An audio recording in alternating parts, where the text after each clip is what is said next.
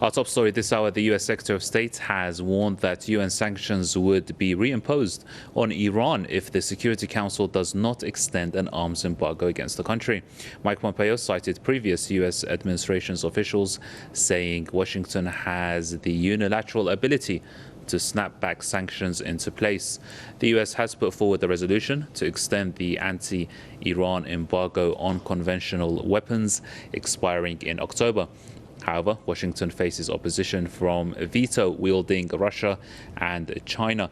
The removal of the embargo was part of a Security Council resolution endorsing the 2015 Iran nuclear deal. Tehran says the U.S. has no right to initiate the snapback of sanctions as Washington withdrew from the nuclear agreement in 2018.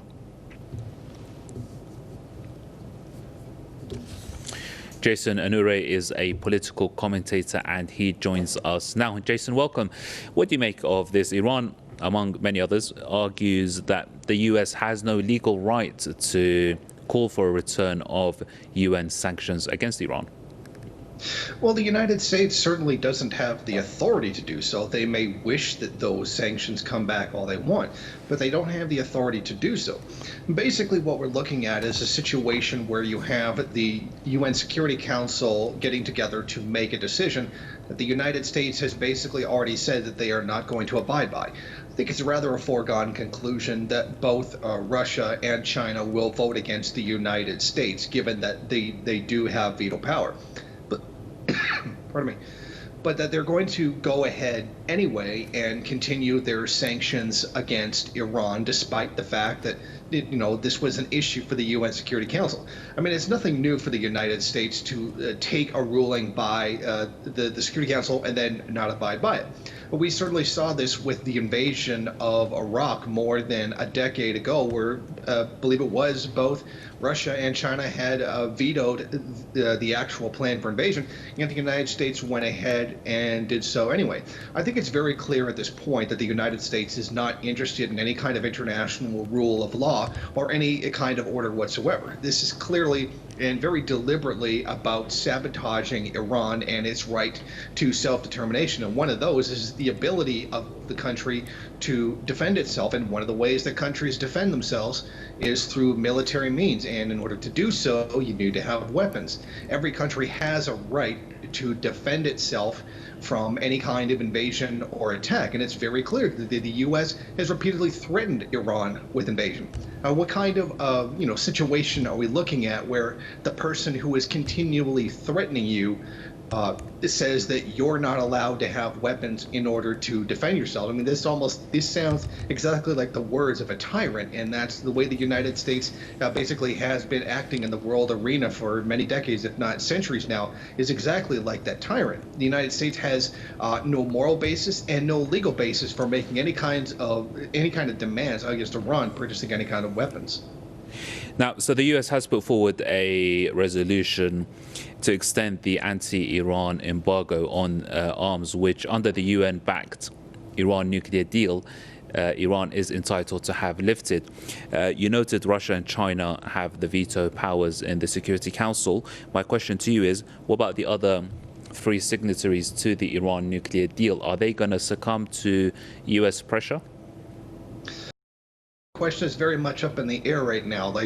My gut says that they probably won't, but we have seen from the European signatories to the agreement that they've not been fully honest in living up to their end of the agreement once the United States pulled out.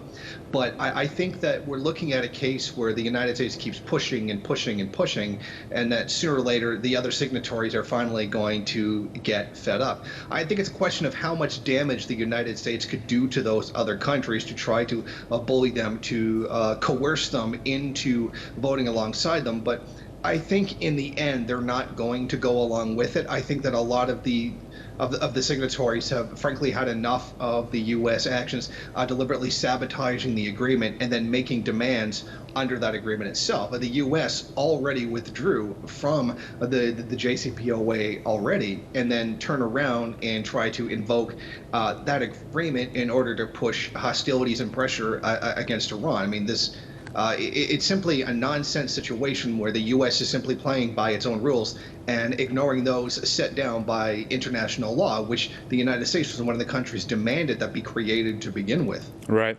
Jason, the reason I ask about the other three signatories to the Iran nuclear deal, the European signatories, is that because they have failed, as you alluded to, they have failed to uphold their obligations, their commitments under the agreement. Yes, certainly the INSTEX agreement, which is the payment system that was created to go around the SWIFT that's dominated by the United States, was put together very haphazardly. Not a lot of consideration was put into it.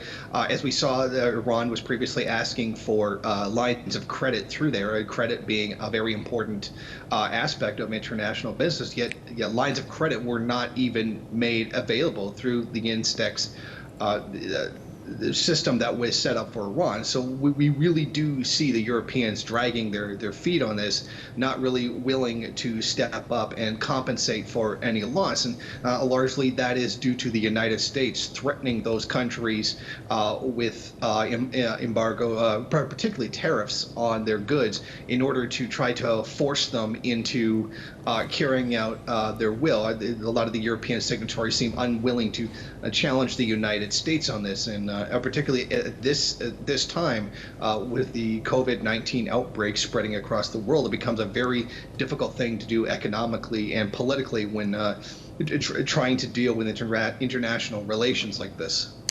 Jason, thank you very much indeed for your contribution. Jason Unruhe, the political commentator, joining us out of Ontario.